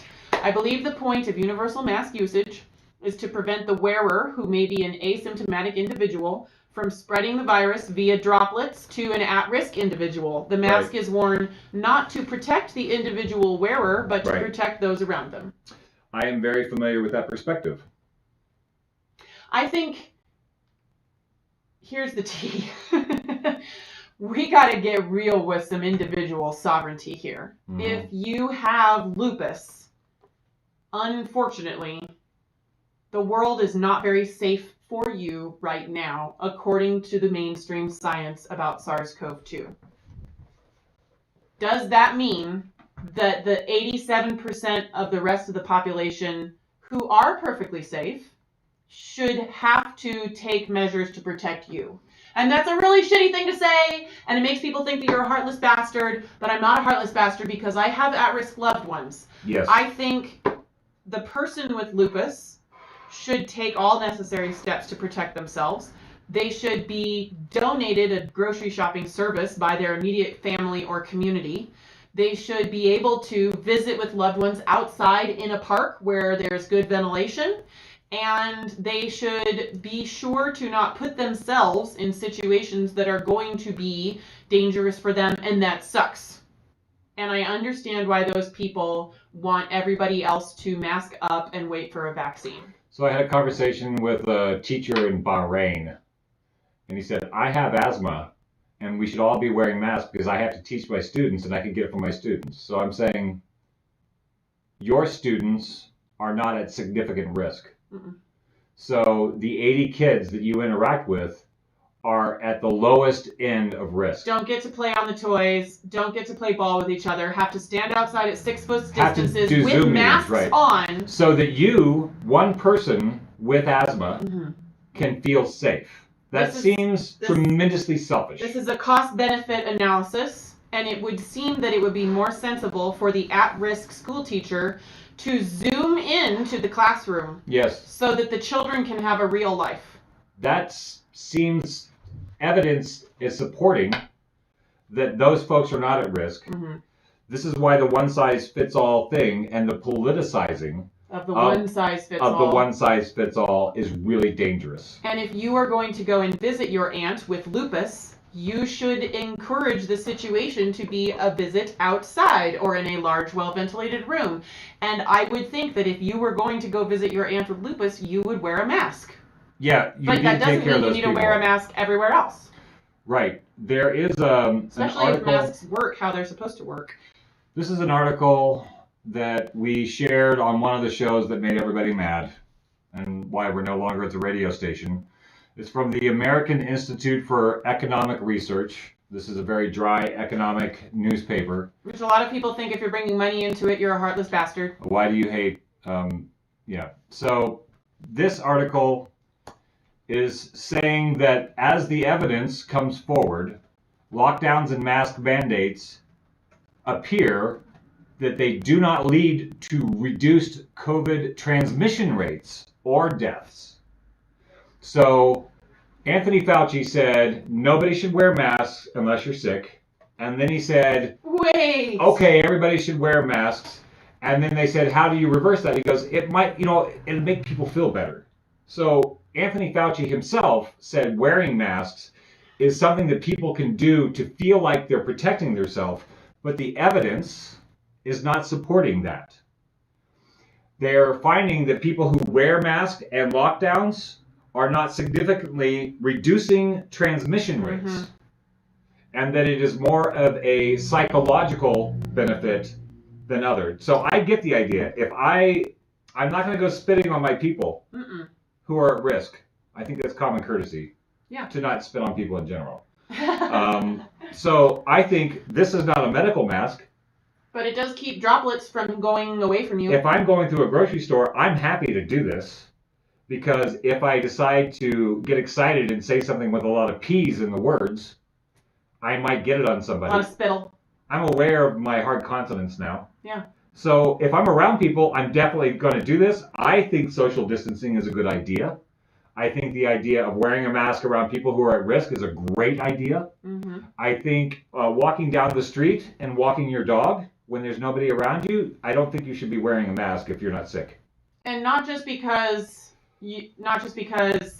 take every opportunity to not wear a mask, because we know biologically it's essential for you to be breathing fresh air. So if you guys have any data that is telling us that we are absolutely wrong, Share or any it. kind of data Please. that can show us a better perspective that we have not found, please Yeah. share it in the comments. Yeah. This is why we do the show, is to find better information. And we're talking from a lot of perspectives all at once here. We here in Post-Orthodoxy have been studying bioterrain theory a lot. We come from the perspective that you don't keep yourself healthy by keeping stuff out of you. We come from the perspective that the immune system is your most important defense against things like new viruses and bacterias. And then we're also stepping into the perspective of the mainstream, which is that you do keep yourself safe by keeping viruses out of you, and that there's just nothing you can do if it gets you. And so we're bouncing back and forth between perspectives. I think, oh God, what was I going to say?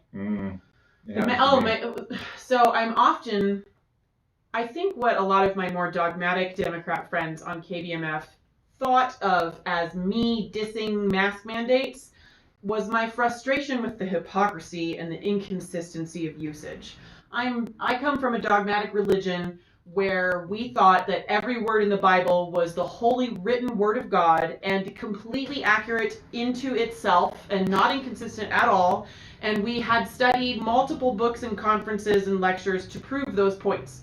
And so I'm very talented at sniffing out when people aren't following their own religion correctly. I can spot hypocrisy a mile away and inconsistencies. A lot of hypocrites of mask usage in this town. So if you are bitching about people who don't care about the severity of the coronavirus and you are going to a bar, you are a hypocrite. Yep. If you are going to a restaurant with a mask on and you take it off to visit with people that you are not living with, you are a hypocrite. You are not following your own religion and you're not following your own science. Now, I don't think that most people need to be wearing masks or avoiding social groups. That is what the data is showing. That's what the data is showing. That's not an opinion. The mainstream story is that we should be wearing masks and avoiding social groups. And so if you are following the mainstream story, but you are going to bars and restaurants and hanging out with your friends, you are not following your own religion correctly. And that is the sort of thing that makes everybody else around you go balls nuts. Yep. About anything you would have to say about the coronavirus. The mask has just become a virtue signal for a lot of political people, it seems to me. A lot of friends of mine who are very politically active are using the mask as a virtue signal, but what are they actually doing to protect their elder friends? What are they actually doing to make sure that these things, that we act smart and not just act political about a goddamn medical situation? You saying your consent, SARS-CoV-2 doesn't care about your consent. So there's this basic vibe here in Butte and in many other places where as long as we wear a mask while we go get our beer at the counter, when we all sit down at the table together, we can take our masks off. And that is not science. You're spreading droplets with people that you don't live with. You are being an asymptomatic carrier and spreader while you're drinking beers with friends at a table in a bar. It doesn't matter that you all agreed to take off your masks and drink beer together at a table in a bar. You're all spreading it. Yes. And we go to bars and do that. That may not be a bad idea amongst the low-risk population. If you look at Sweden? If you research herd immunity and bioterrain theory, it will give you some different perspectives on maybe how we could be acting about this novel virus. So yes, anybody has new information, let us know. Astrid Selling in Sweden. My perspective, being Swedish, is that our experts strictly follow science, and there are actually not enough researches on mask wearing by civilians in public, on comparison to research in hospital environments. Like not distancing, touching the mask, not using clean masks, and going out when you have symptoms. Therefore, we do not have restrictions on masks. So I wonder what you mean, Astrid, by therefore we do not have restrictions on masks. But what I'm interpreting from what you're saying is that masks were never mandated. If you're in the hospital and you're about to go into surgery and you put on a new mask and new gloves and you wear it while you're in surgery, you are saving lives. But people with a homemade mask that they wash every few days and maybe microwave every once in a while and touch it because it keeps falling off their face, and then put it in their purse with all the other crap they've been touching, and then put it on the table next to their beer with all the other stuff people have been touching, that's not actually keeping anybody safe. The governor of California, That's not science. The office of the governor of California yesterday or the day before made a little infographic that they shared, encouraging people who are eating in restaurants to put their mask on between bites and drinks. So why don't we just keep handling our hand to mouth as much as possible? Touch your fork. For our safety. Touch your purse, touch your mask, touch your glass, touch your fork. And then guess what? The server comes by and picks up all those things that you've touched, having touched your face over in between everything. To keep people safe. This is the sort of shit that drives me fucking bonkers. So the WHO is also, I understand they've changed their policy on masks again, but I was not able to look that up before the show. They have changed their policy on lockdown, saying that they are more dangerous than not having a lockdown, that was supposed to be a short-term measure to make sure our hospitals were not overloaded. Which we did. Mission accomplished. Yeah. And there are a lot of articles out there that you can find that the headline says hospital almost at capacity. But if you go and you read the article, you'll see that they've modified their workflow in the hospital to change where beds can be based on coronavirus standards. Right. So they have far fewer beds than normal. You will see that many of the people in beds in hospitals are asymptomatic cases under quarantine or people who have very mild illness symptoms. You will see that, anyway, I've read every article that somebody sent me about hospitals being overloaded, and if you read past the headline and investigate what's actually going on in the hospital, like God, I can't even list the number of nurses and medical professionals that I've talked to that say that hospitals are empty and exhausted from being empty and not having anything to do, and people aren't getting enough shifts to support a living, that sort of thing. So thank you, Astrid, for giving us your perspective of what's happening in Sweden. Oh, here's your follow-up. However, we are, by default, most of the time, distanced in public. There is a saying going around that we Swedes wish this coronavirus to end so we can stop the 2-meter distancing and go back to our normal 5-meter distancing. Are you saying Swedes are antisocial? Other information around the mask, which people are curious, is we can't really hammer out definitively right now, but the data that is coming in, and we will be able to have some greater understanding of how the masks work in different places. They like to point to some of the Asian countries that have that are used to wearing masks because of PM2 in the atmosphere, or germophobia, or whatever reason they're using it, not having to deal with people. And they're saying, see, they wear masks and they had lower death rate. But they're not calculating in that they also have a lower BMI.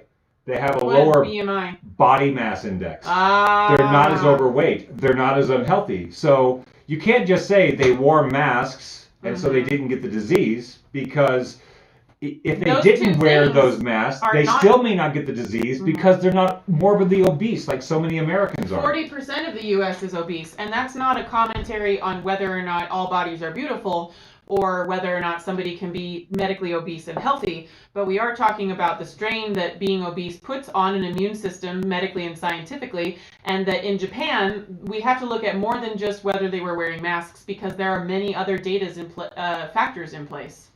So my opinion on the mask is evolving always. Yeah. I've seen some data about, and there's more data coming. I wear my mask where the mandates say I should wear my mask. I wear my mask when I'm around people who are at risk or could be at risk. I put it on because it seems the right thing to do in the right situation. Yeah, why not just wear a mask? I'm not driving down the road with a mask on in my goddamn car. Although I did when it was really smoky outside, and I went and got a paper one that actually does filter out particulate. Right. I'm not wearing my mask in the car. Yeah. I'm not going to. I will still go to the bar and have a beer, so just be warned if you see me in public. I've been to a bar. I've been socializing. And I have had a beer. Mike Kitchen is wondering, is there a way to separate politics from science, such as when it's a public health issue? Well, I think it goes to some of our topics that we were discussing earlier, which is the active measures. If you would look up, I'm going to throw this in the, I'll look it up. I got it right here. I'm going to throw this in the comments section. This is probably translated from Russian.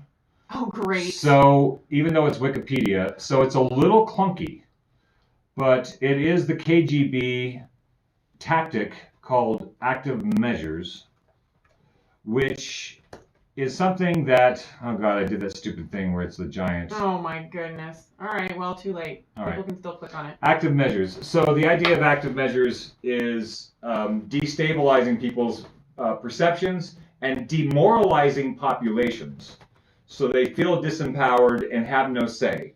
So unfortunately, the politicizing the mask issue along party lines, if not consciously done by some agency to steer people towards being demoralized and feeling like they can't have an effect, if it wasn't done, it would be the perfect thing to do.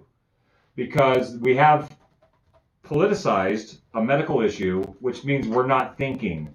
We're making decisions based on information. Availability bias is another problem.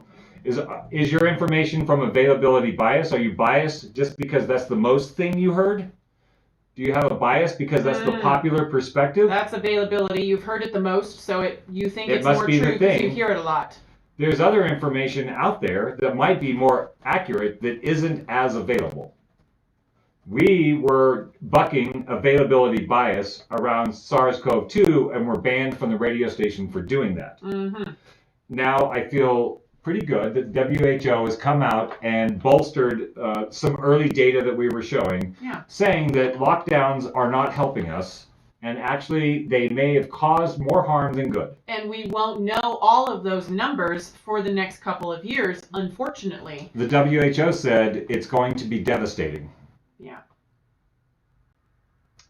But we still We have... can already see, I mean, like, if you're not locked down with a spouse that's abusing you, then you have pandemic privilege is my new. Yeah, pandemic Like, we talk privilege. about financial privilege, gender privilege, racial privilege, emotional well-being privilege. We like each other and we were stuck in the house, so we weren't beating each other up. Stuck with an abusive partner, stuck with an abusive parent, stuck alone with no one to talk to and mental health issues, stuck with a tendency towards addiction during stressful situations and no ability to see a therapist, unable to go to the hospital because you're afraid if you go to the hospital you'll contract SARS-CoV-2, so you have a heart attack, you have a diabetic crash, you don't get a cancer screening when you're supposed to. All of these things are, if you didn't experience those things, then you have pandemic privilege.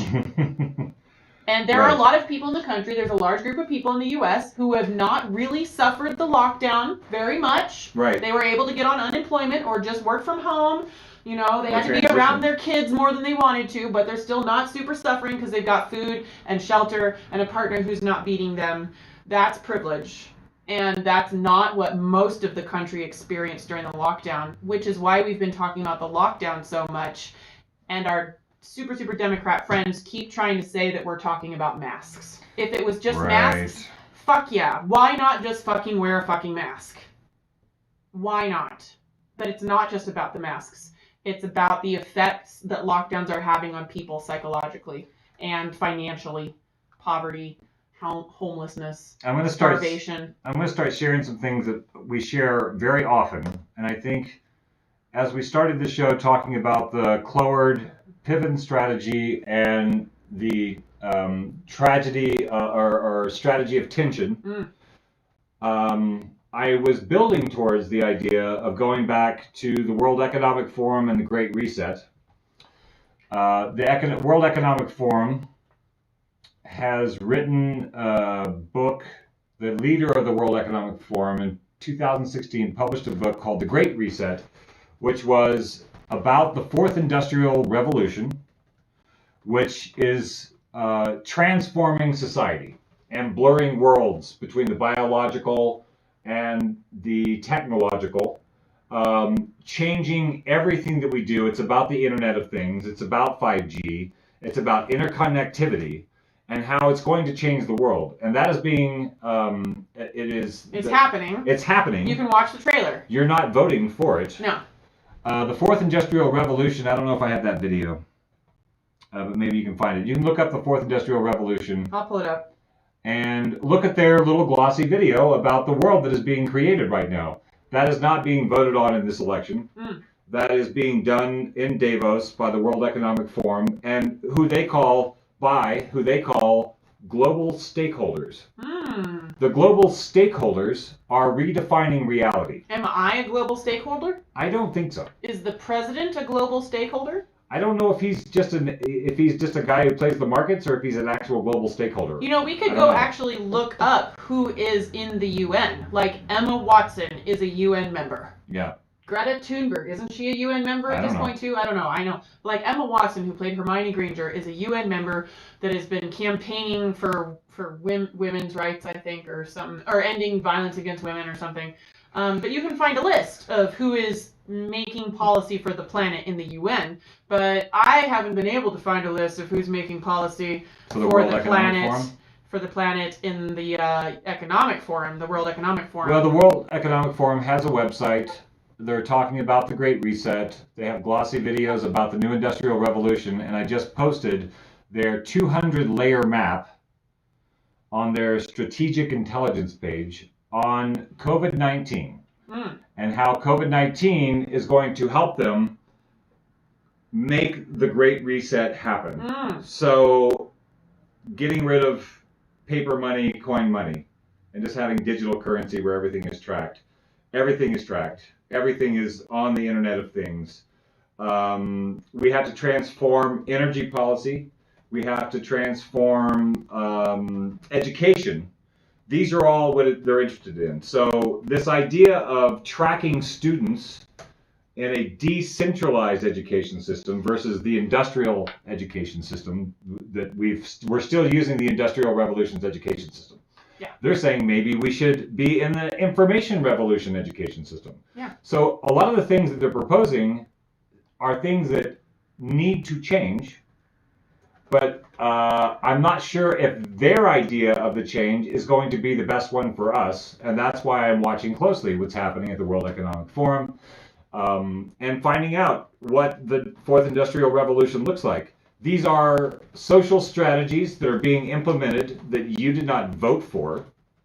And maybe that's because our systems are so broken down that those votes are not going to be quick enough to move this fast-moving Fourth Industrial Revolution's implementation in the world, that the world is being designed for you by others. And I think you can know who they are. If you go to the World Economic Forum page, it's a vast, complicated, labyrinthian map. Oh, wow. They have a 1-hour video, a 2-minute video, a 5-minute video. So the lockdowns and the mask policies might be a part of a larger strategy. A psychological strategy. A psychological strategy to help bring in the Great Reset, what the World Economic Forum is calling the Great Reset. This is not a conspiracy theory. No. This is a webpage by the World Economic Forum. I don't even know if it's actually a conspiracy anymore because we know it's happening. Well, it was a conspiracy until they started talking about it. Right, it was a Now they're conspiracy talking like about 30 years ago in LA. It's a plan of action Yeah. that is being implemented. It's not a conspiracy anymore, and it's not a theory. We may not know who's doing it, but they've made a movie trailer about what they're doing. Yeah, so... So Simulacromancer wanted to know, why do you think the U.S. has one of the highest per capita death rates from COVID-19? And also wanted to know if we ever discussed what we define as a lockdown. And I want to honor those questions before we wrap up, because we got to wrap up soon because we're going to be going to the board meeting to see what happens. Okay, you gonna handle those? So we like to use a website called ncov2019.live. ncov2019.live. You can also look at Google's data, Johns Hopkins data, the CDC's data. A lot of organizations are collating data of deaths and everything. But this kid is like a Jewish kid from Washington, Avi Shiftman, and he's done a really great job of compiling data from sources all over the world. He's constantly updating his algorithm to catch more data. And so I went to the World COVID-19 stats, and I arranged it by deaths per million. Okay. He doesn't have a by percentage. By per million. But when you make it by per million, that equalizes the rate. For instance, total deceased, if we arrange it by total deceased, the United States has the highest number of total deceased in the country, 219,000 people. So we have the most numbers of dead people in this country. However, we don't have the highest death rate, which means of the number of people there, how many of them died. The countries with the highest deaths per million are Peru with 1,000 deaths per million, Belgium with 877 deaths per million, and then it goes Bolivia, Brazil, Spain, Chile, Ecuador, and then the United States with 663 deaths per million. You can know that information by going to that site, and you can keep updated. And so what I might do if I was looking at this is look at all of those countries and pull up health statistics for those 10 countries. Poverty statistics, nutrition statistics, infant mortality rates, what percentage of each of that country is over 80, what percentage of each of that country has morbid obesity, diabetes, heart disease. What happened in Italy was a high population of elderly people Mm-hmm. and an extremely high PM2 count, an extremely high pollution count. Yeah. Those are two factors that cause increases risk. So that's part of the reason, from what I understand, why Italy was hit so hard. A lot of old people and crappy air. Yeah. So as far as how would you define a lockdown? There's mandates. Right. When we're saying we think lockdowns are causing more harm than good, what do you think of as the thing causing harm? The thing causing harm, you have direct harm, right, which is suicide, addiction, and abuse. People being stuck at home with abusers or by themselves with mental health illnesses. You have indirect, which is poverty issues. People who can no longer pay the rent, people who are losing their businesses. That causes stress, which increases your risk of getting a virus. By weakening your immune system. Weakening your immune system. So the cost-benefit analysis will show after this is passed how much people died from the virus and how many people died from suicide, drug addiction, spousal abuse, cancer screenings that were never done, et cetera, et cetera. Hunger, heart attacks, those sorts of things.